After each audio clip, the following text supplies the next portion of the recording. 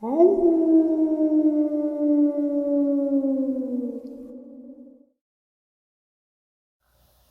and salutations, everyone. I hope everyone is still doing well. I've got a very interesting bonus upload to share with you. Before we get into it, a couple links. As you know, I rely on Patreon, PayPal, channel membership, and the merch to help the channel to continue to grow and go. Links to Patreon, PayPal, and the membership are in the description below. Merch displayed directly under the video. Also, Dogman Frightening Encounters, Volume 1 through 3, the audiobook versions. They were written and researched by Tom Lyons, narrated and produced by me, Jeff Nadolny.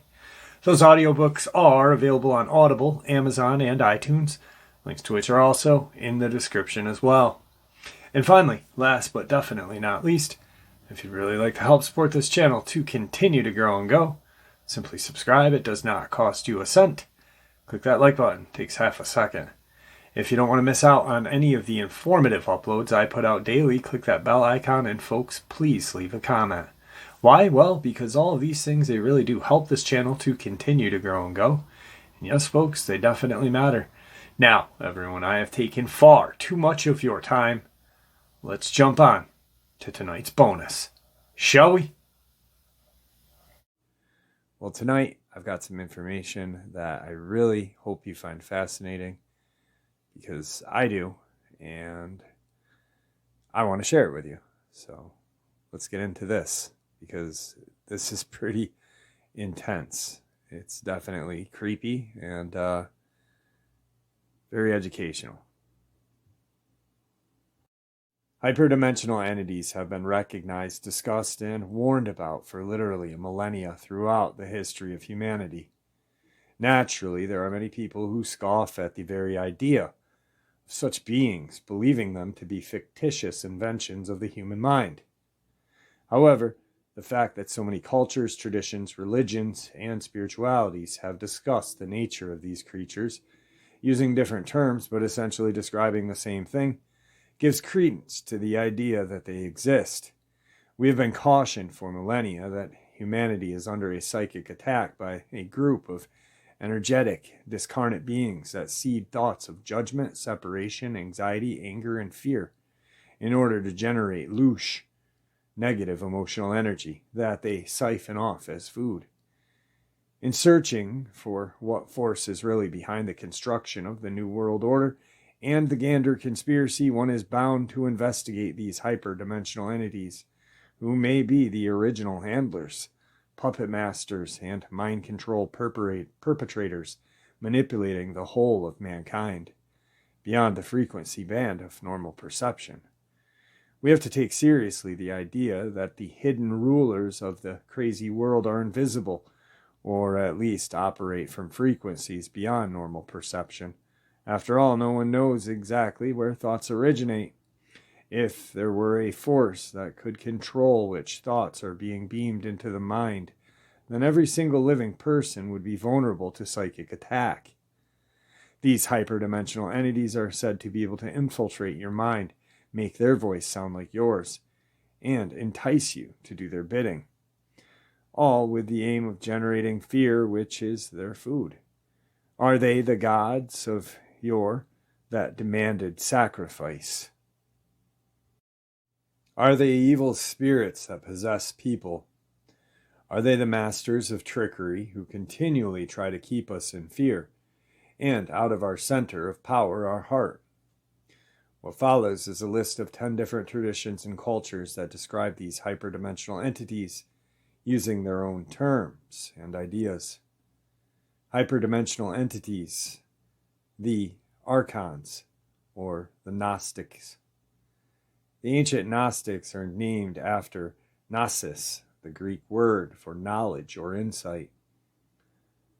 Gnosticism is a loosely organized religious and philosophical movement that flourished in the 1st and 2nd century AD. The Gnostics believed that the material world was a result of a primordial error on the part of the divine being, usually called Sophia, wisdom, or the Logos. They attributed the creation and control of the material world to a semi-divine, ignorant creature known who was called Saklas, the fool, or Luldaboth, the blind god, the demiurge, from the Greek demiurgos, which means craftsman, but which the Gnostics meant as an architect or lesser creative force. The Gnostic mythology / cosmology,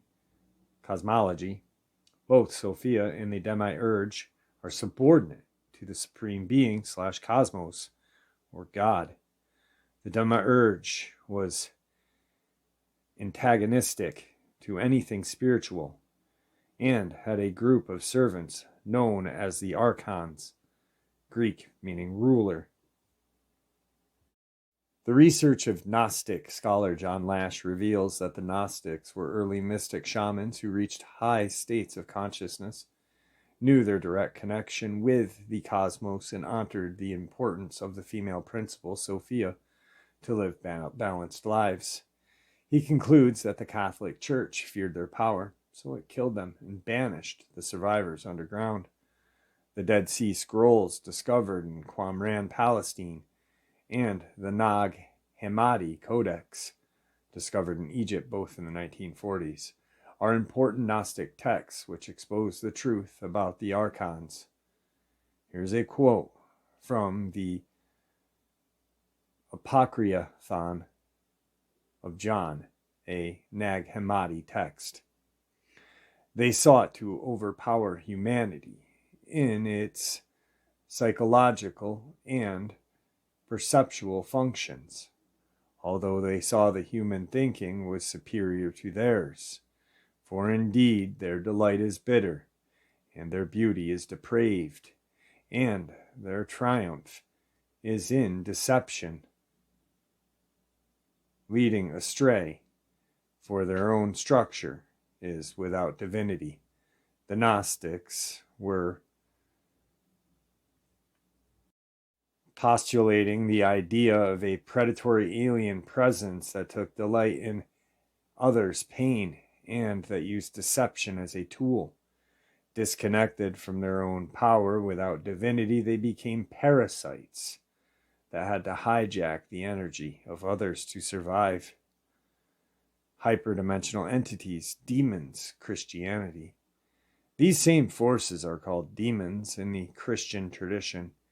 In this famous quote from Ephesians 6:12, the creatures are actually called rulers and authorities, which directly echoes the language used to describe the archons in the Dead Sea Scrolls and the Nag Hammadi. For our struggle is not against flesh and blood, but against the rulers, against the authorities, against the powers of this dark world, and against the spiritual forces of evil in the heavenly realms. Christianity also contains a tradition of exorcism of evil spirits. The gospel contains many stories of Jesus casting out evil spirits. This tradition continues to the current day. Father Gabriel Amorth was a former official in the Vatican who served as an exorcist for the Diocese of Rome for 30 years. He was also the founder of the International Association of Exorcists. Hyperdimensional entities, jinn, Arabian mythology. In pre-Islamic Arabia, before the rise of the Prophet Muhammad in the 6th century CE, Arabian mythology contains references to the jinn or djinn, who were considered to be supernatural spirits and could be good or bad. Jinn is classification of a number of different types of supernatural beings. The book of evolution of the concept of the jinn from pre-Islam to Islam describes how they could appear as pure spiritual beings or angels or demons, as indicated by Ibn Manzur in Lisan al-Arab. The people of the Jahiliyyah called angels, peace be upon them, jinn, because they are invisible from sight. They could also be tangible creatures, particularly with animal-like characteristics, as stated by the Encyclopedia of Religion and Ethics. Were not pure spirits, where there were often represented as hairy and often as having the form of an ostrich or a snake. The book mentions 4 specific types of jinn in the pre-Islamic world. Ghoul. We get the English word ghoul from this. The ghouls were desert demons believed to rob graves and devour corpses. They seem to appear in many different forms, often animalistic. They could appear and disappear like the light of a torch. They left a physical corpse behind when killed. Thus, the poem by Tahaba Sharan. I spent the night leaning on her, waiting for the morning to see what I caught. Then I found 2 eyes and an ugly head similar to the head of a cat with a forked tongue. Salah. The difference between this and the former is not clear. They seem to be more sneaky and clever. A story exists of a one marrying and bearing human children. Possible other differences may be that they are active during the day instead of at night, or that the Silaha is female and the ghoul is male. Neither seems to be universally respected, though. Shaykh. This was a man with only half of a body, who would beat a human to death if encountered. From Al-Hids, there's a shaykh appeared to him. He had only 1 hand, 1 eye, 1 leg. They recited poetry to each other. Then they hit each other, and both of them fell dead. Shaitan. This will be explored upon below. The English word Satan is derived from this Arabic word. They were noted to being smart, cunning, powerful, and generally rebellious. Hyperdimensional entities. Shaitan, Satan, Islam. Shaitan belongs to the pre-Islamic Arabian mythology. However, there is a story that Muhammad was tricked by one, although there are debates by scholars over the historicity of this incident. Realized it and came out publicly the next day to be correct what he said. In the Quran, there is a story of Iblis, the first shaitan, who was apparently made by Allah, God, from a fire so pure that not even smoke could mar its beauty. This is interesting because references to the archons as made from smokeless fire crop up repeatedly across different traditions. Iblis refused to bow to Adam, who was, after all, a mere man made of clay. So Allah banished him from heaven. Iblis swore to take revenge on Adam, and all clay men like him. Iblis is considered the lord of all the shaitan, and is said to have gathered an army of shaitan and jinn to persecute mankind. The shaitan is described as a sweeping force and a whispering voice, visible only to donkeys who betray desperate warnings when they see it approaching. When they see approaching. This again is noteworthy since this highlights the theme that these hyperdimensional entities are outside the normal range of normal human perception, but not outside the perceptions of other creatures, such as animals like donkey or cats, and not outside the range of human perception when a person, through will, intent, or even psychedelics, expands his or her perception range. Number 5, hyperdimensional entities, hostile forces. Suri Aurobindo, the mother, Randolph Steiner. Suri Aurobindo was an Indian sage who founded integral yoga. He wrote about the archons using the term hostile forces. It, The adverse force is the power that keeps up ignorance and darkness in the world. It can only be destroyed when mankind is no longer in love with ignorance and darkness. Each Sadek has to push it out of contact with his being. When it is gone from him, then there will no longer be any serious difficulties in his sadhana or practice. The hostile forces are powers of darkness who are in a revolt against the light and the truth and want to keep this world under the rule of darkness and ignorance. Whenever anyone wants to reach the truth, to realize the divine, they stand in the way as much as possible. Sometimes they possess men in order to act through them. Sometimes they take birth in a human body. When their use in the play is over, they will either change or disappear or no longer seek to intervene in earth play.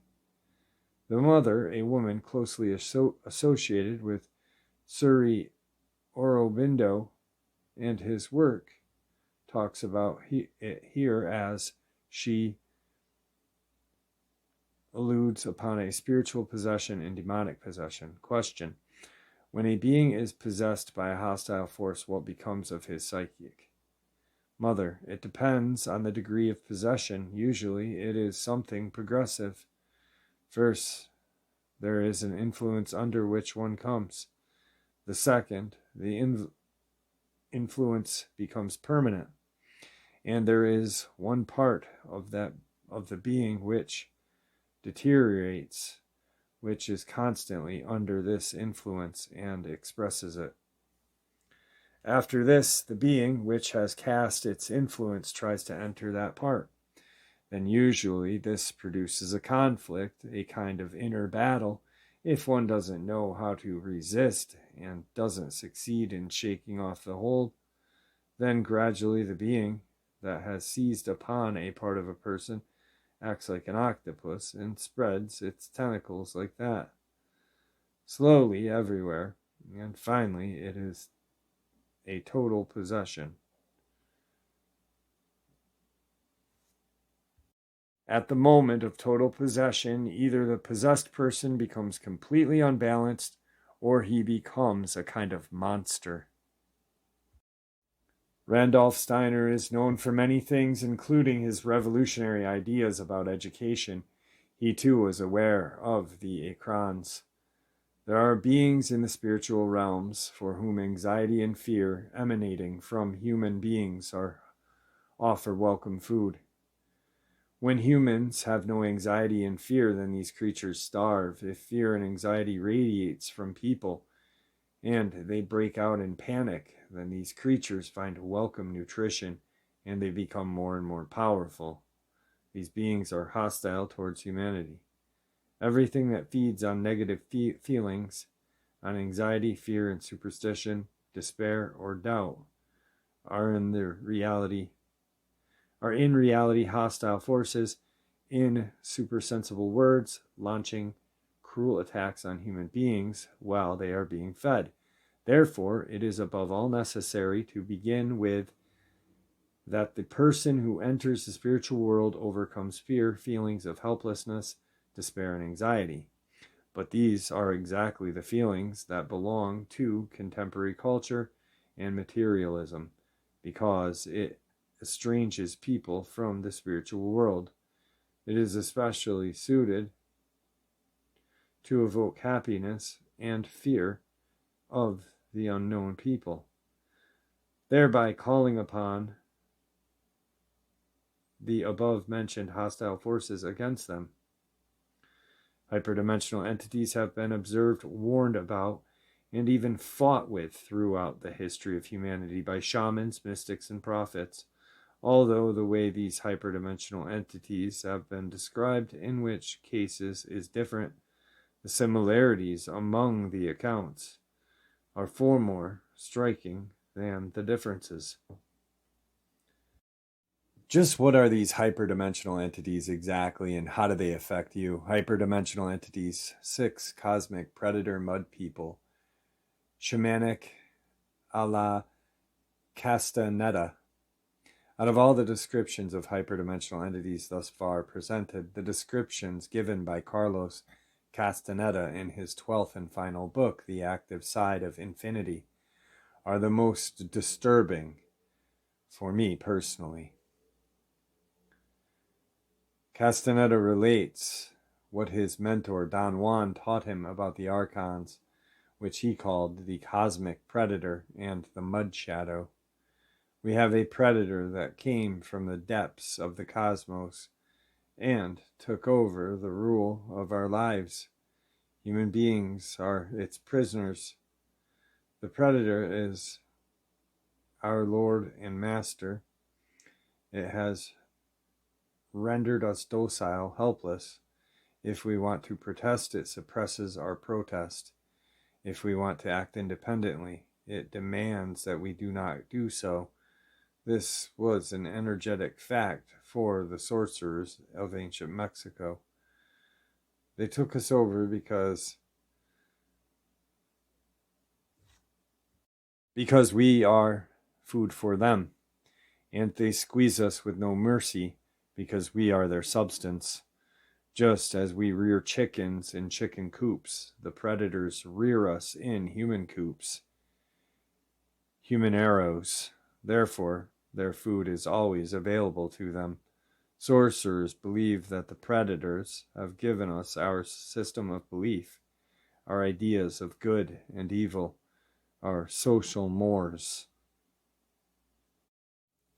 They are the ones who set up our hopes and expectations and dreams of success or failure. They have given us cowardice and greed. It is the predators who make us complacent. In order to keep us obedient and meek and weak, the predators engaged themselves in a stupendous maneuver, of course, from the point of view of a fighting strategist. The maneuver from a point of view of those who suffer it. They gave us their mind. Do you hear me? The predator gave us their mind, which becomes our mind. The predator's mind is contradictory, morose, filled with the fear of being discovered any minute now. Through the mind, which, after all, is their mind, the predators inject into the lives of human beings whatever is convenient for them, and they assure, in this manner, a degree of security to act as if a buffer against their fear. The sorcerers of ancient Mexico were quite ill at ease when it came to the idea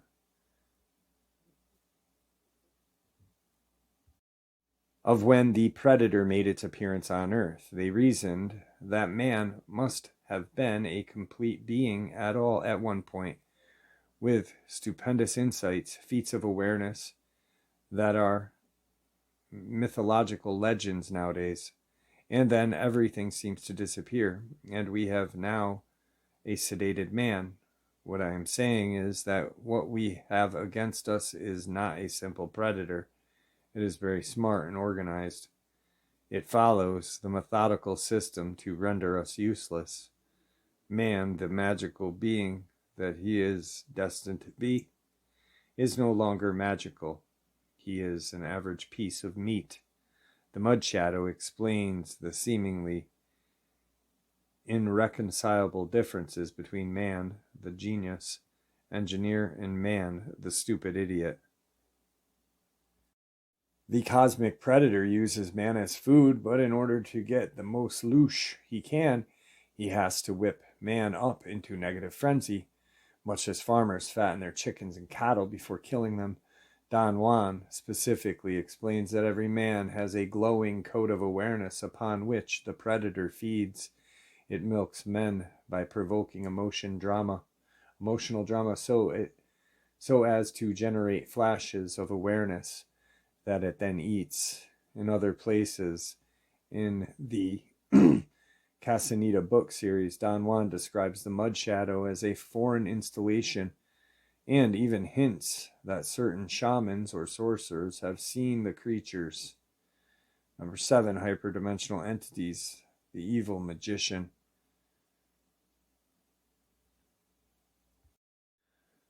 The Russian mystic George Gurdjieff echoed the same idea of man being a dulled creature, robbed of his power. Gurdjieff believed most people lived their lives in a kind of hypnotic trance or waking sleep. He illustrated this in his story of the evil magician. There was an evil magician. He lived deep in the mountains and the forests, and he had thousands of sheep.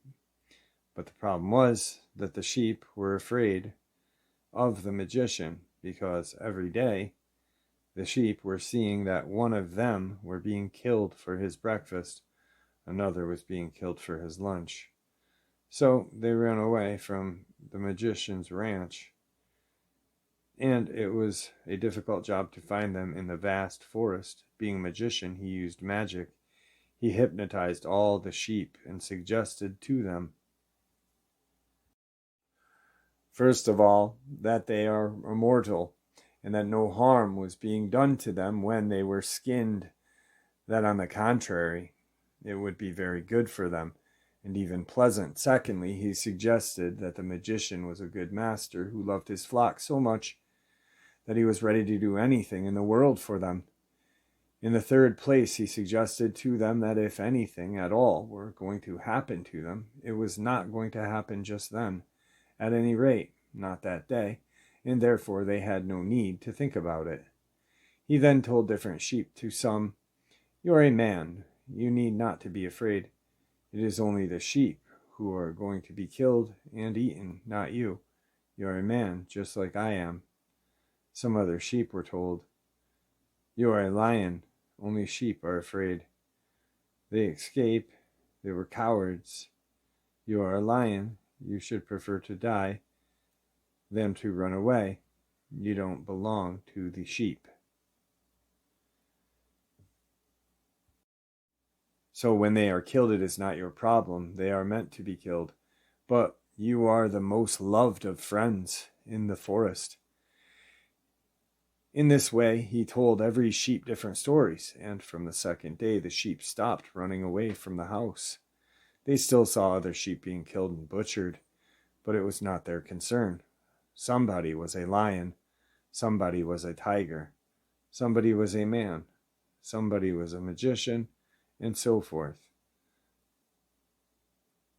Nobody was a sheep except the one who was being killed. This way, without keeping servants, he managed thousands of sheep.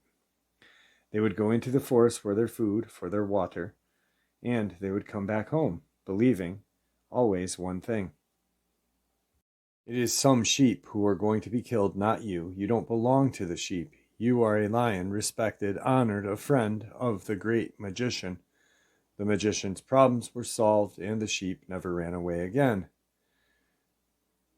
Gurdjieff believed humanity was not only like a flock of sheep, but also food for the moon, a concept which is well explained here. In the fourth way, creation proceeds outward and downward from a central point called Sun Absolute. Creation passes through multiple levels known as cosmio, or worlds, and finally reaches the level corresponding to Earth. Due to specific cosmic circumstances, organic life on Earth is necessary for receiving this energy of creation and transforming this into a form that is passed further along to feed the moon, which is said to be growing.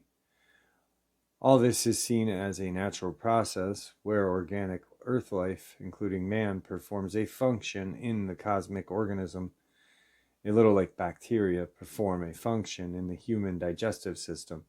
The fact of mankind collectively being required to produce certain vibrations or energies for serving various cosmic purposes is stressed throughout the George Gurdjieff's Beelzebub tales to his grandson.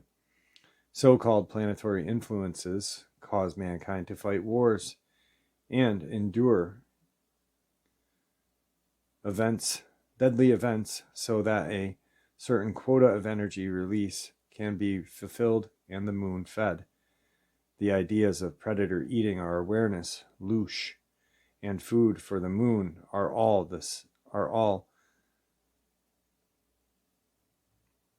Number 8, hyperdimensional entities. Wetiko, Native American. In slight contrast to the view of the archons as presented in the works of Castaneda, and elsewhere, the Native American Indian tradition conceived hyperdimensional entities as a mind virus, which they called Wetiko. The Wetiko is based on an unconsciousness of collective psyche. Wetiko is a master of distraction, making us look outside of ourselves and find issues and problems there, rather than looking within. We find people or groups outside of ourselves to match our projections of evil or darkness, then falsely believe the darkness is only outside of ourselves. This becomes a self-perpetuating feedback loop where we become unwitting of the Wetiko. Paul suggests that whether we look at Wetiko as a cunning enemy out to destroy us or a cheeky challenger out to prod and poke us into fuller awareness, it's a matter of perspective. Obviously, it is more empowering to view the created situations and outcomes of the mind virus as gifts rather than curses or burdens, because the former view may spur us on to become better people, while the latter may lead us to anger and hate. We do at least have that much choice, but unless we are already fully awakened or enlightened individual, we do not yet have the choice of whether to invite Wetiko into our lives or not. It is already here, and it is not going away unless every last speck of shadow is fully acknowledged. From this perception, the hyperdimensional entities are part of a single mind virus which tries to trick us at every turn, causing us to see problems in others. Psychological projection, when really the problems originate from ourselves. The list is not complete, for there are many other traditions which speak of the same basic idea, the concept of Maya in Hinduism, and Samsara in Buddhism describe the state of being lost in an illusion of shadow or being led around by temptation and seduction due to archontic influence. According to Bernard Gunther, there are other references to hyperdimensional entities, lords of destiny, and the general law. But how do ETs fit into all of this? At this point, the overwhelming evidence of the existence of aliens or ETs must be mentioned, especially for the Greys and the reptilians. It is unclear where these beings are the same thing as the archons, who are not physical, or whether they are physical and therefore subject to psychic attacks by the archons, just as mankind is, though I believe the latter. There are many different whistleblowers who claim to have had physical interactions with Greys and reptilians, including Phil Schneider, Naira Isley, Nadara Duran, Barbara Lamb, and many others. There is also the idea put forth by many, such as Whitley Strieber, that hostile ETs engage in producing an alien-human hybrid race through genetic engineering, cannot physically experience Earth in their own bodies, so they appear to be trying to experience it through others.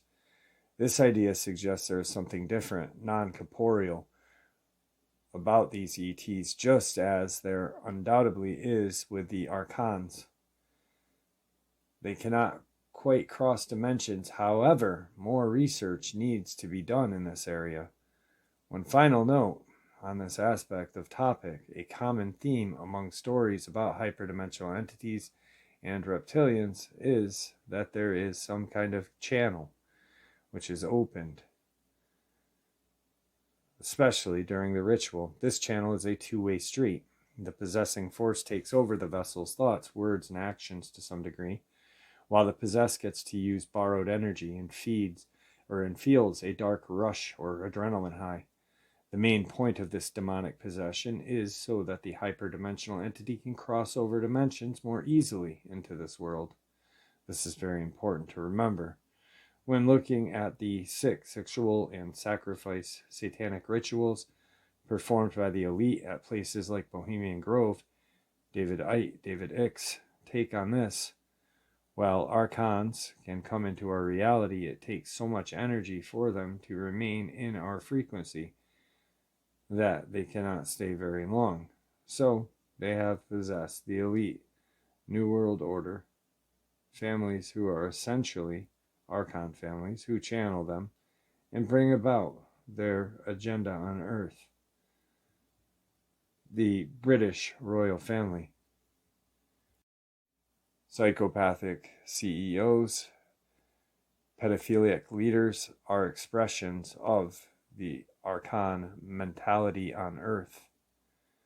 Beware the fake light. There is much evidence that is the archons who are behind the fake light of the New Age movement, the possible light trap at the point of death, and the ubiquitous divide and rule strategy we see everywhere in a push towards NWO. In order to capture and control the widest possible spectrum of souls, the corrupt demiurge split its agents into two seemingly opposite teams, dark versus false light. What matters most to the demiurge is what we worship it or ones of its agents, regardless if they are on the light team or dark team.